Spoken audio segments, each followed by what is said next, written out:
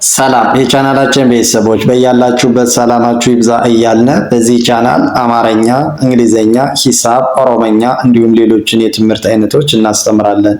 መማር መከታተል ለምትፈልጉ ሁሉ እንዲሁም ህፃናትን ማስተማር የምትፈልጉ ወላጆች ከታች ከቪዲዮ ላይ ባስቀመጥነው ስልክ በኢሞ፣ በቴሌግራም፣ በዋትሳፕ እንዲሁም በተለያዩ ሶሻል ሚዲያ አማራጮች ደውላችሁ አናግሩን። ዛሬ ይዤላችሁ የመጣው የአማርኛ ፊደላትን በሁለቱ ፊደላት ከሀ እስከ ሆ ከለ እስከ ሎ ባሉ ፊደላት በእያንዳንዳቸው ቃላት ሶስት ቃላት እንመሰርታለን ማለት ነው። በሀ ድምፅ መነሻ አድርገን እንጀምራለን። ለቻናሉ አዲስ የሆናችሁ ላይክ፣ ሼር፣ ሳብስክራይብ በማድረግ ቻናሉን ተቀላቀሉ። ወደ ትምህርታችን ስንቀጥል ይቺ ሀ፣ ሁ፣ ሂ፣ ሃ፣ ሄ፣ ህ፣ ሆ በእያንዳንዳቸው ሶስት ቃላት በየመጀመሪያ ድምፅ መነሻቸውን በማድረግ እንመሰርታለን ማለት ነው።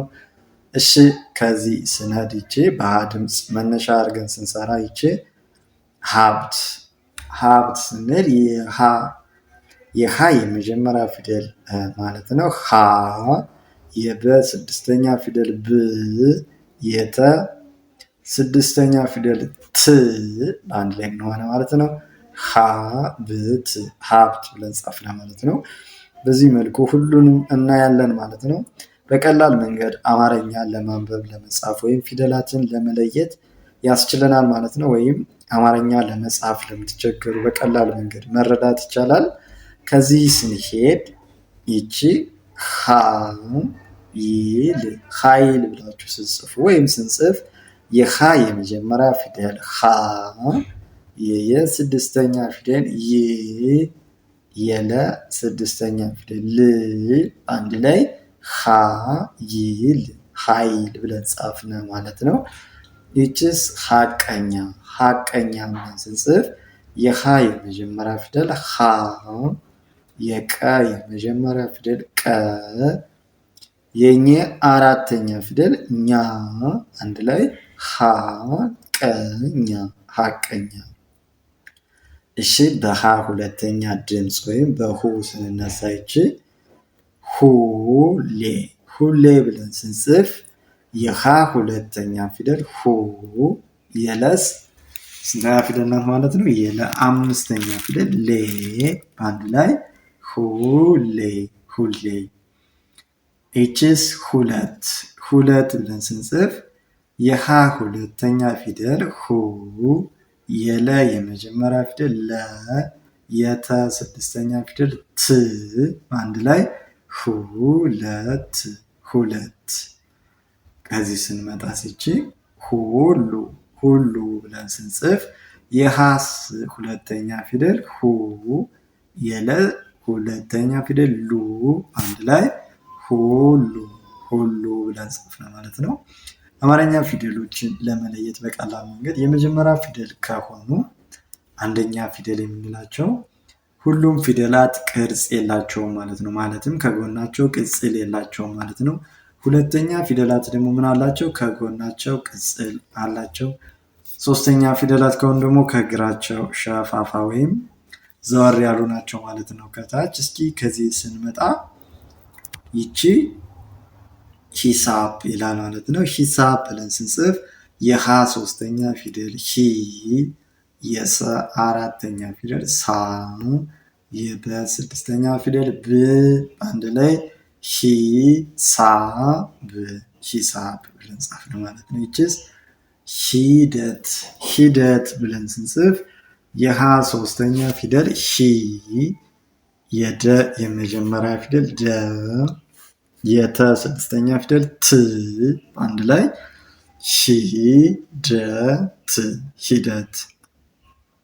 ይችስ ሂሩት ብለን ስንጽፍ የሀ ሶስተኛ ፊደል ማለት ነው ሂ ይችስ የረ ሁለተኛ ፊደል ሩ ይቺ የተ ስድስተኛ ፊደል ት ምን ብለን ጻፍነ ማለት ነው ስናነበው ሂሩት እንዲህ ያደረግን በቀላል መንገድ መረዳት ማንበብ መጻፍ እንችላለን ማለት ነው። በሀ አራተኛ ፊደል ስንነሳ ይቺ ሀ እቺ ያ 20 ብለን ስንጽፍ የሃ አራተኛ ፊደል ሃ የየ አራተኛ ፊደል ያ አንድ ላይ ሃ ያ 20 ከዚህ ስንመጣ እቺ ሐኪም ስንል እቺ የሃ የመጀመሪያውን አርጋችሁ መጻፍ ትችላላችሁ ማለት ነው። የሃ አራተኛ ፊደል ሃ የከ ሶስተኛ ፊደል ኪ የመ ስንተኛ ማለት ነው? የመ ስድስተኛ ፊደል ም በአንድ ላይ ሐኪም ብለን ጻፍን ማለት ነው። እችስ ሐቅም ስንል የሃ የመጀመሪያ ፊደል ሃ የቀ ስድስተኛ ፊደል ቅ የመ ስድስተኛ ፊደል ም በአንድ ላይ ሐቅም። ከዚህ ስንመጣስ የሃ አምስተኛ ፊደል ማለት ነው። ሄድ የአምስተኛ ፊደላት ሁሉም ፊደላት ቀለበት ከእግራቸው አለ ማለት ነው፣ ከቀኝ እግራቸው። እሺ ይችስ ሄደ ብለን ስንጽፍ የሃ አምስተኛ ፊደል ሄ የደ የመጀመሪያ ፊደል ደ በአንድ ላይ ሄደ። ኤችስ ሄዋን ብለን ስንጽፍ የሃ አምስተኛ ፊደል ሄ ኤችስ የወ አራተኛ ፊደል ዋ የነ ስድስተኛ ፊደል ን በአንድ ላይ ስናንበው ምን ብለን ጻፍነ? ሄዋን ኤችስ ሄደች ብለን ስንጽፍ የሃ አምስተኛ ፊደል ሄ የደ አንደኛ ፊደል ደ የቸ ስድስተኛ ፊደል ች በአንድ ላይ ሄደች ብለን ጻፍና ማለት ነው።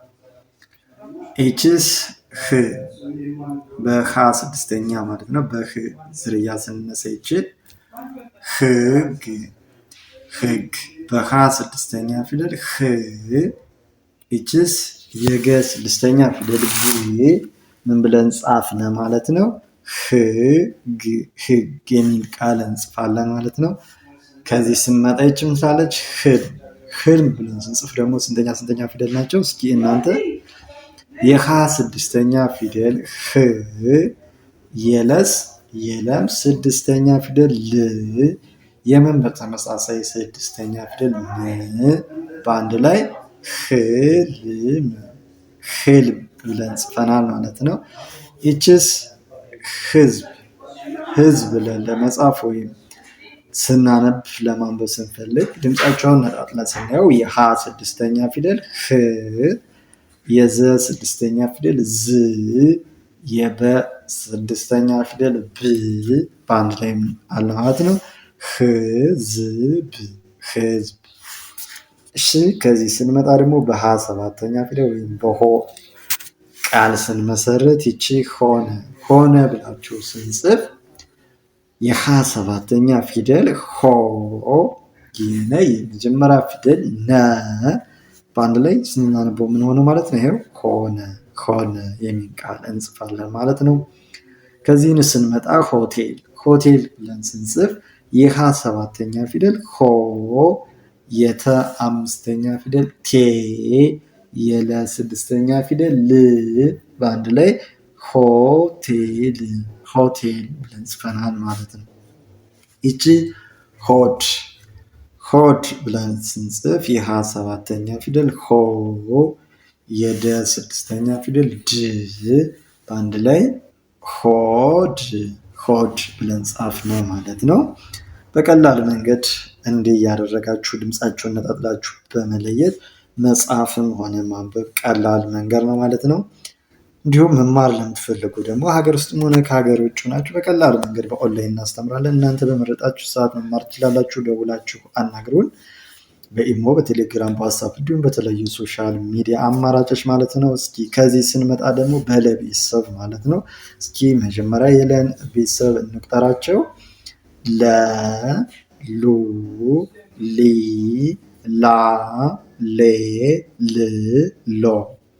እሺ ከለ እስከ ሎ ባሉ ፊደላት ሶስት ቃላት እንመሰርታለን ማለት ነው። በለ ፊደል በመጀመሪያ ወይም በለ ድምፅ በመጀመሪያ ከዚህ ስንመጣ ይቺ ለማ ትላለች። ለማ ብለን ስንጽፍ የለ የመጀመሪያ ፊደል ለ፣ የመ አራተኛ ፊደል ማ፣ በአንድ ላይ ለማ ለማ። ይችስ ለምን ለምን ብለን ስንጽፍ እስኪ ስንተኛ ፊደሎች ወይም የማን ዝርያ ናቸው ማለት ነው? የለ የመጀመሪያ ፊደል ለ፣ የመ ስድስተኛ ፊደል ም፣ በአንድ ላይ ይችስ የነ ስድስተኛ ፊደል ን፣ በአንድ ላይ ለምን ለምን ለምን ይላል ማለት ነው። ይችስ ለውጥ ለውጥ ብለን ለመጻፍ ደግሞ የለ የመጀመሪያ ፊደል ለ፣ ይቺ የወ ስድስተኛ ፊደል ው፣ ይቺ የጠ ስድስተኛ ፊደል ጥ፣ አንድ ላይ ለውጥ ለውጥ። ይቺስ በለ ሁለተኛ ፊደል ወይም በሉ ስንነሳ በለ ሁለተኛ ፊደል ድምፅ ስንነሳ ይቺ ደግሞ ሉል ሉል ብለን ስንጽፍ የለ ሁለተኛ ፊደል ሉ፣ የለ ስድስተኛ ፊደል ል፣ አንድ ላይ ሉል ሉል። ይችስ ሉላ ሉላ ስንል የለ ሁለተኛ ፊደል ሉ፣ የለ አራተኛ ፊደል ላ፣ አንድ ላይ ሉላ ሉላ። ይችስ ሉሊት ሉሊት ብለን ስንጽፍ የለ ሁለተኛ ፊደል ሉ፣ ይችስ ስንተኛ ናት? የለ ሶስተኛ ፊደል ማለት ነው ሊ፣ ይቺ የተ ስድስተኛ ፊደል ት፣ አንድ ላይ ሉሊት ሉሊት ብለን ጻፍነ ማለት ነው። ከዚህ ስንመጣ የለ ሶስተኛ ፊደል ድምፅ እንሰራለን ማለት ነው። ይቺ ሊትር ሊትር ብላችሁ ሲጽፉ ስንተኛ ድምፅ ናቸው ማለት ነው? የለ ሶስተኛ ፊደል ሊ፣ ይችስ የተ ስድስተኛ ፊደል ት፣ ይችስ የረ ስንተኛ ሆነ? ስድስተኛ ር፣ በአንድ ላይ ሊ ት ር ሊትር ብለን ጻፍነ ማለት ነው። ይቺ ኤሊ ኤሊ ስንል የአ ስንተኛ ናት? እቺ ስንተኛ ፊደሎች ናቸው ቀለበት ያላቸው ነው ያለ? አምስተኛ ፊደል ማለት ነው። ኤ፣ ይቺ የለ ሶስተኛ ፊደል ሊ፣ አንድ ላይ ኤሊ ኤሊ። ይቺስ ፖሊስ ፖሊስ ብለን ስንጽፍ የፐ ሰባተኛ ፊደል ፖ፣ ይቺስ የለ ሶስተኛ ፊደል ሊ፣ ይቺ የሰ ስድስተኛ ፊደል ስ፣ አንድ ላይ ፖሊስ ፖሊስ ፖሊስ ብለን እንጽፋለን ማለት ነው። ከዚህ ስንመጣ በለ አራተኛ ፊደል ወይም አራተኛ ድምፅ ስንጽፍ ላ ላይ ላይ ብለን ስንጽፍ የለ አራተኛ ፊደል ላ፣ የየ ስድስተኛ ፊደል ይ፣ አንድ ላይ ላይ ላይ። ይችስ ላከ ላከ ብለን ስንጽፍ የለ አራተኛ ፊደል ላ፣ የከ የመጀመሪያ ፊደል ከ፣ አንድ ላይ ላከ ላከ። ይችስ ላም ላም ብለን ስንጽፍ የለ አራተኛ ፊደል ላ፣ የመ ስድስተኛ ፊደል ም፣ አንድ ላይ ላም ላም። እሺ በዚህ መልኩ ካያችሁት የራሱን ድምፅ ነጥለን ካወጣ ነው አጋጥመን ለመጻፍ በጣም ቀላል ነው ማለት ነው። ድምፃቸውን ለይተን ካወቅናቸው በየራሳቸው አጋጥመን ስንጽፋቸው ደግሞ በቀላል መንገድ ማንበብ እንችላለን ማለት ነው። በለ አምስተኛ ፊደል ስንጽፍ ደግሞ ይቺ ሌባ ሌባ ስንል ስንተኛ ማለት ነው? የለ ስንተኛ ናት? ቀለበት ያላቸው በስተቀኝ እግራቸው አምስተኛ ናቸው ብለናል። ስለዚህ ይቺ ሌ የለ አምስተኛ ማለት ነው። ይቺ ባ የበ አራተኛ ባ፣ በአንድ ላይ ሌባ ሌባ። ይቺስ ሌላ ሌላ ብለን እንጽፍ ደግሞ የለ አምስተኛ ፊደል ሌ፣ ይቺስ የለ አራተኛ ፊደል ላ፣ በአንድ ላይ ሌላ ሌላ ብለን ጻፍነ ማለት ነው። ይችስ ሌሊት ሌሊት ብለን ስንጽፍ የለ አምስተኛ ፊደል ሌ፣ ይችስ የለ ሶስተኛ ፊደል ሊ፣ ይቺ የተ ስድስተኛ ፊደል ት፣ በአንድ ላይ ሌሊት ሌሊት። በለ ስድስተኛ ፊደል ስንነሳ ደግሞ ይቺ ልዩ ልዩ ብለን ስንጽፍ የለ ስንተኛ ናት ብለናል? የለ ስድስተኛ ል፣ ይቺስ የየ ስንተኛ? የየ ሁለተኛ ዩ፣ አንድ ላይ ልዩ ልዩ። ይቺስ ልጅ ልጅ ብለን ስንጽፍ የለ ስድስተኛ ፊደል ል፣ የጀ ስድስተኛ ፊደል ጂ፣ አንድ ላይ ልጅ ልጅ። ይቺስ ይቺ ልማት ልማት ስንል ደግሞ የለ ስድስተኛ ፊደል ል፣ ይቺ የመ አራተኛ ፊደል ማ፣ የተ ስድስተኛ ፊደል ት፣ በአንድ ላይ ልማት ልማት። እሺ በለ ሰባተኛ ስንል ደግሞ በሎ ማለትም ይቺ ሎሚ ሎሚ ብለን ስንጽፍ የለ ሰባተኛ ፊደል ሎ፣ የመ አምስተኛ ፊደል ሚ፣ አንድ ላይ ሎሚ ሎሚ። ይቺስ ሎካል ሎካል ለመጻፍ የለ ሰባተኛ ፊደል ሎ፣ የከ አራተኛ ፊደል ካ፣ ይቺ የለ ስድስተኛ ፊደል ል፣ ስናነበው ሎካል ሎካል። ይቺስ ሎተሪ ሎተሪ ብለን ስንጽፍ የለ ሰባተኛ ፊደል ሎ፣ ይቺስ የተ የመጀመሪያ ፊደል ወይም አንደኛ ተ፣ የረ ሶስተኛ ፊደል ሪ፣ አንድ ላይ ሎተሪ ሎተሪ ብለን ጻፍነ ማለት ነው።